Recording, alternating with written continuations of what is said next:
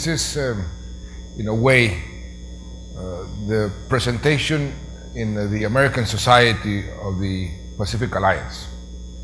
I was asking my colleagues if the custom of presenting your daughters when they're 15 is still maintained in their respective countries. Well, we are only 2.5 years old, not 15, but I think we are making a presentation with pride, because I think we have achieved more than any other integration process in the history of Latin America, and we have achieved that in a very short amount of time. We are trying to be, in a way, successful and unique. And successful and unique needs a series of conditions. First of all, any integration process has to have identification in its purposes, the way you think, the way you envision the future, the principles, values. And one of the common denominators that these four countries have is this. We share values, we share principles, we share our development models, and that's why we have been successful in taking the correct decisions and making those decisions effective in a rapid way, fast.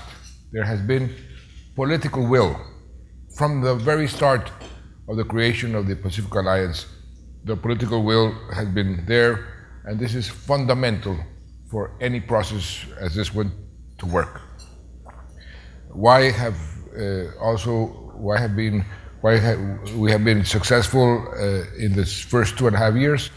Because the facts, what these four countries represent, also make us a very attractive process. Four countries that are the highest performers in economic terms of the whole of Latin America, I would say of the Americas in general. Our economies are very similar in terms of the performance of the indicators. We are growing on average 5% or more. We have all of them fiscal rules, therefore fiscal responsibility is part of our way of handling our economies. We represent 35% of GDP of the whole of Latin America, 50% of trade, and that is something which is important. We are free traders, we believe in free trade, we believe in market-oriented policies, we believe in foreign investment. We know that foreign investment is necessary to maintain and sustain our growth. We have similar rates of debt, relatively low, and all the countries have a similar percentage, 22, 23%, and we represent 33% of the exports of the whole region. We are trying to maintain the dynamism that we have been able to inject in the process through political will. I think that's another unique aspect of what is happening. The presidents are in constant and permanent conversation and consultation with the private sector.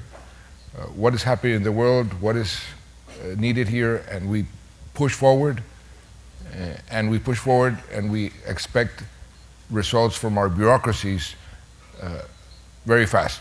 And this, I think, has helped us reach what we have right now, which is a very successful integration process that, of course, has a lot of way still to go.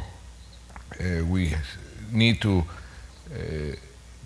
make our integration more profound, to consolidate our integration, those small but very important aspects of our trade facilitation, to make investment easier, to stimulate the productive chains. In all those fronts, we must continue to advance.